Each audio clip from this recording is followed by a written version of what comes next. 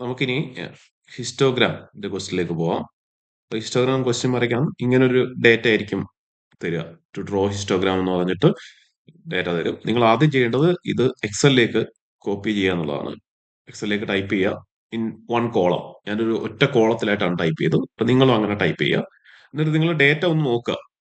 Data എവിടെ തൊട്ട് എവിടം വരാണ്, ഏകദേശം എവിടെ തൊട്ട് എവിടം വരാന്ന് നോക്കുക. അപ്പൊ അതിനനുസരിച്ച് നിങ്ങൾ ക്ലാസ്സുകൾ ഉണ്ടാക്കുക എന്നുള്ളതാണ് ആദ്യം ചെയ്യേണ്ടത്. അപ്പൊ നിങ്ങൾ ഡേറ്റയുടെ മിനിമം വാല്യൂ ഏകദേശം എത്രയാണെന്ന് നോക്കുക. ഓക്കെ. അപ്പൊ എന്റെ ഡേറ്റ തുടങ്ങുന്നത് 150ലാണ്, തീരുന്നത് ഏകദേശം 185ലാണ്. അപ്പം ആദ്യത്തെ ഒരു ക്ലാസ് 150, 158 എന്ന് പറഞ്ഞാൽ ക്ലാസ് ഉണ്ടാക്കിയാൽ ആ ക്ലാസിന്റെ അപ്പർ ബൗണ്ട് മാത്രം നിങ്ങൾ ഇവിടെ ടൈപ്പ് ചെയ്യാം. ഏറ്റവും മിനിമം വാല്യൂ കൃത്യമായിട്ട് കണ്ടുപിടിക്കേണ്ട കാര്യമൊന്നുമില്ല. ഏകദേശം ഒന്ന് നോക്കി അതിനിടയ്ക്ക് വരുന്ന രീതിയിൽ ക്ലാസ്സുകൾ എടുക്കുക. അപ്പൊ ആദ്യം 158ആണ്. അതിനേക്കാൾ അടുത്ത ക്ലാസ് എടുക്കുന്നത് 158, 165 എന്നൊരു ക്ലാസ് ഉണ്ടാക്കിയാൽ 165 മാത്രം ടൈപ്പ് ചെയ്താൽ മതി. 165. പിന്നെ അടുത്ത ഒരു ക്ലാസ് ഉണ്ടാക്കുക. അതിന്റെ അപ്പർ ബൗണ്ട്, അതായത് ആദ്യം എഴുതിയേക്കാൾ വലിയൊരു സംഖ്യയാണ് രണ്ടാമത് എഴുതേണ്ടത്.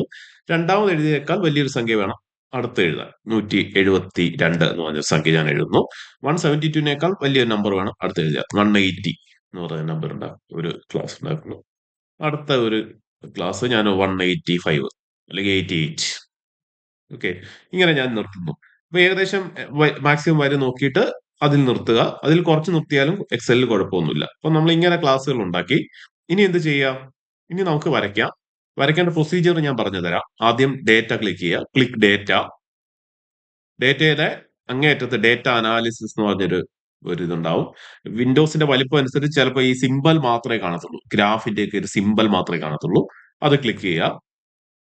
ഡേറ്റ അനാലിസിസ് ക്ലിക്ക് ചെയ്യുക. അപ്പൊ പുതിയൊരു വിൻഡോ ഓപ്പൺ ആയിട്ട് വരും. ഓക്കെ. ആ പുതിയ വിൻഡോയിൽ നിങ്ങൾ ചെയ്യേണ്ടത് ഹിസ്റ്റോഗ്രാം എന്ന് പറയുന്ന ഒരു ഓപ്ഷൻ ഉണ്ട്. ഹിസ്റ്റോഗ്രാം ക്ലിക്ക് ചെയ്യുക. Click histogram.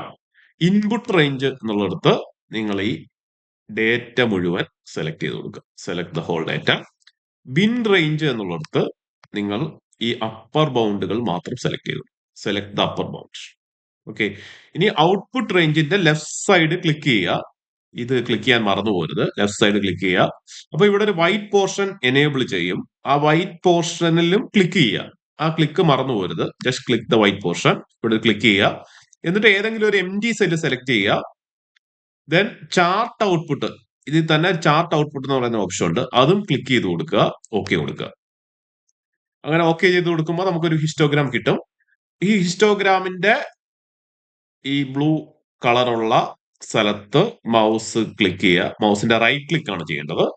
മൗസിന്റെ റൈറ്റ് ക്ലിക്ക് ചെയ്യുക. അതിൽ ഫോർമാറ്റ് ഡേറ്റ സീരീസ് എടുക്കുക. എന്നിട്ട് ഗ്യാപ്പ് വിഡ്ത്ത് എന്നുള്ളത് 0യിലേക്ക് കൊണ്ടുപോവുക. ഓക്കെ. That's enough. ഇതാണ് ഹിസ്റ്റോഗ്രാം. ഇത്രയേ ഉള്ളൂ.